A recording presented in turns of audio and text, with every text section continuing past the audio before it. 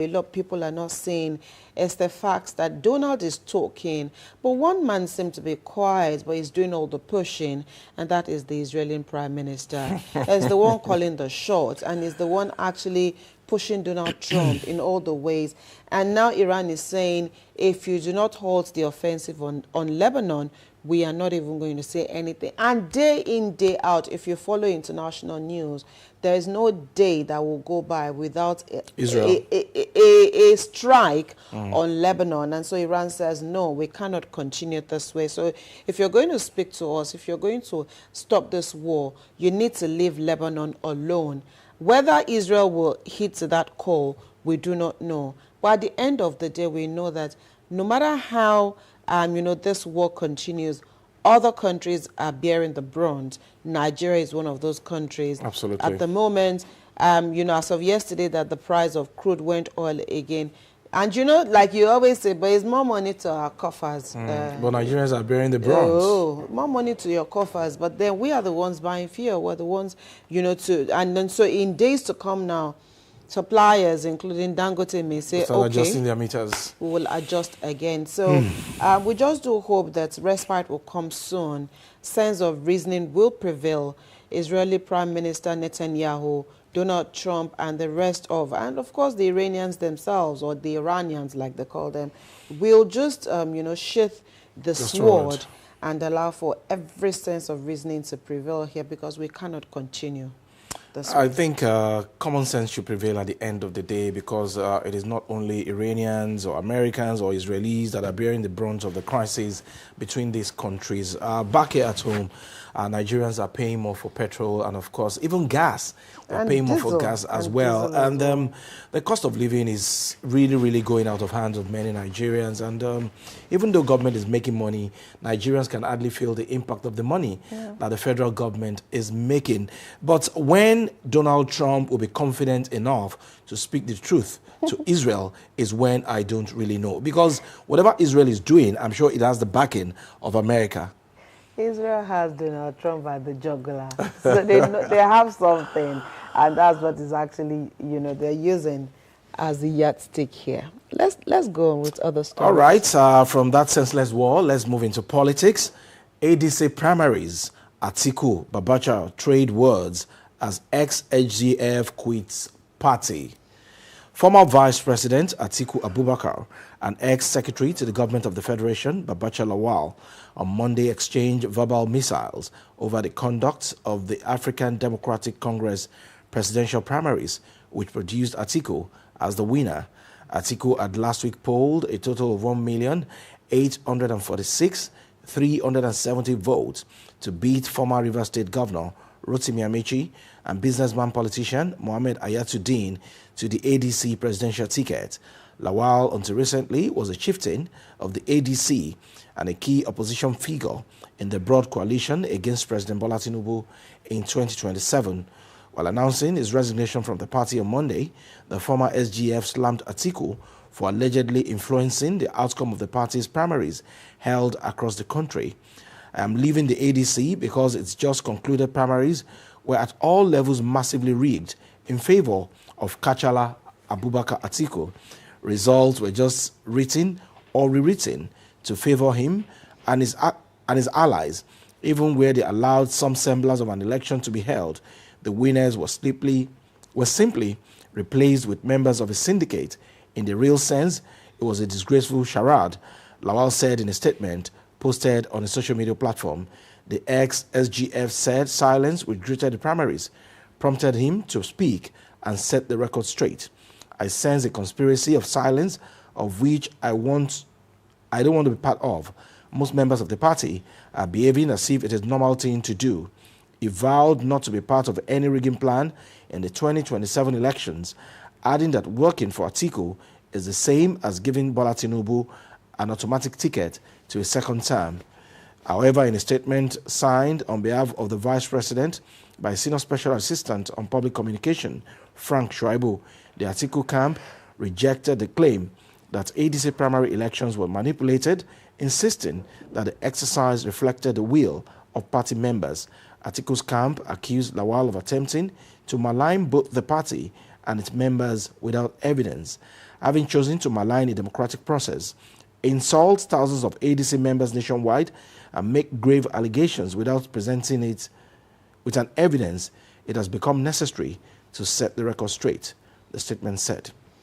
So, last night I saw the ex-SGF on a particular TV station giving Atiku all kinds of names, and he actually alleged that the ADC presidential primary was rigged in favor of the former vice president, and that was why he had to leave the party. And that presenter asked him again that is he not going to be part of the 2027 elections, since he had complained at different fora that the administration of Bola Ahmed Tinubu is not doing anything to move the country forward. There and then, he did say that he would rather go back to his farm and continue farming and, of course, playing with his grandchildren, since the ADC, which should have given him the hope that things will be better in Nigeria, had also been compromised through the influence of the former vice president.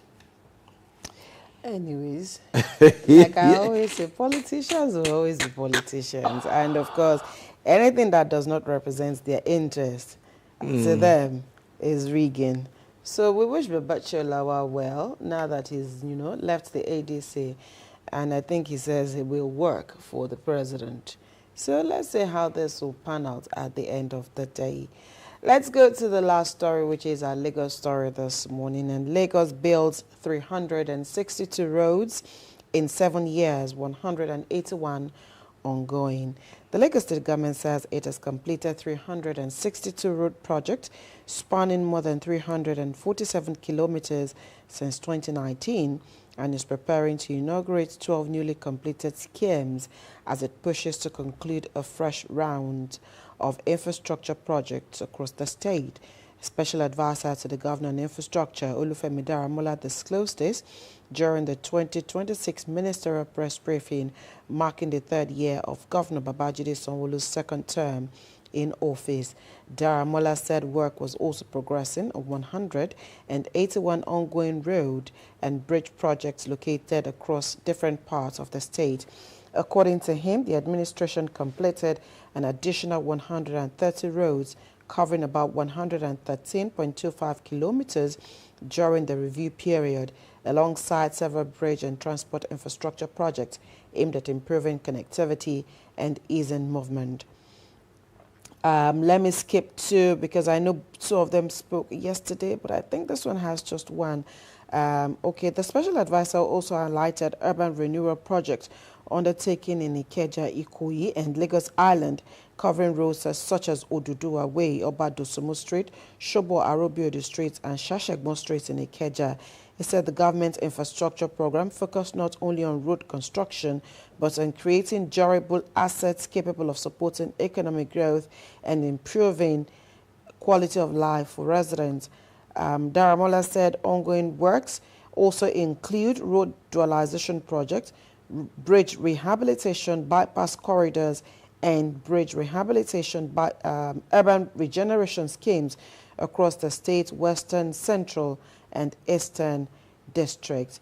Well, thrust of the story here, 362 roads built in the last 7 years, 181 ongoing, and the special advisor spoke during the ministerial press briefing yesterday, and I think that was the last briefing for the year. And like we always say, Lagos is very deliberate about infrastructure, and 362 roads is no mean feat, 181 ongoing. Of course, this is all kudos to the administration of Mr. Babajide Sanwo-Olu. Yes, I do agree with you. Our responsible government we have in place in the Center of Excellence, Lagos here. And for those who are paying their taxes, I'm sure they will be very happy to hear those figures quoted by Abimbola as to the number of roads that have been completed and those ones that are still under construction. And when these projects are completed, one will expect Lagosians, wherever they live in any part of Lagos, to take ownership and ensure that these public infrastructure, they are not destroyed, they are properly maintained, so that government will have monies to invest in other areas of the economy to make life better for each and every one of us. All right, let's quickly go on to the X platform this morning and take a look at one of the many trending stories there. one man is trending again today, and that is talking about the former governor of Ekiti State, Ayodele Fayose. He was on a program last night, and he was speaking about the abduction in Oyo State, and he did say that in his own opinion, he was beginning to think that perhaps Governor Seyi Makinde staged the Oyo schools abductions to blackmail President Tinubu. And of course, this has caused a lot of backlash on the social media platform this morning. A lot of people asking if there was any sense in what Ayodele Fayose said, while others could also be saying there could be an iota of truth in what he said. But again, whatever it is, the lives of children is too dear for anyone to play politics with. I do not think that, politics should get to the level where you would get to this level where children, will be involved, lives of children will be involved. Would we say that indeed there was a careless talk from the former governor? My personal opinion, that was reckless, that was careless, that was irresponsible of an ex-governor in this country to have said that. That issue is a very sensitive one. People are mourning, they are praying for the safe return of these people. And then you come on national TV, open your mouth anyhow, and you dare accuse the governor of your state that he was trying to play politics. That was why those people were abducted. And here on the X platform, I'm quoting the very dark man now. There's no way you'll support APC and not look like a fool. Today's fool is Ayodele Fayose, former governor of Ekiti State. In a bid to whitewash Tinubu and hide his incompetence, Ayodele Fayose said yesterday that Oyo State students and teachers' incident was orchestrated by the Oyo State government to blackmail Tinubu. Let me not read the other parts, Abimbola. But that was careless, coming from an ex-governor. It's not, it wasn't right, because I actually watched the program. I don't think that politics should get to this level where, you will begin to look at things like this.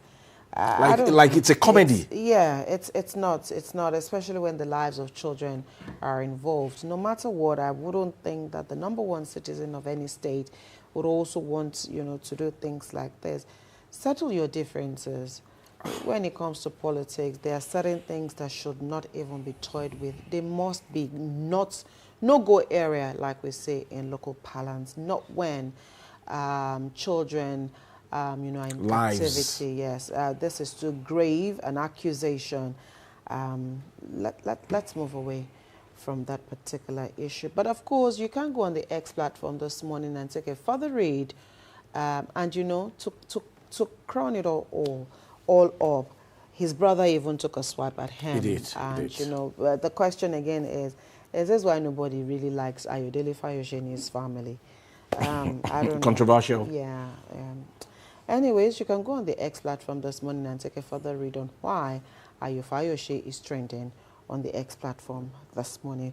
We'll take another quick break. When the conversation returns, part 1 of the conversation will be here this morning.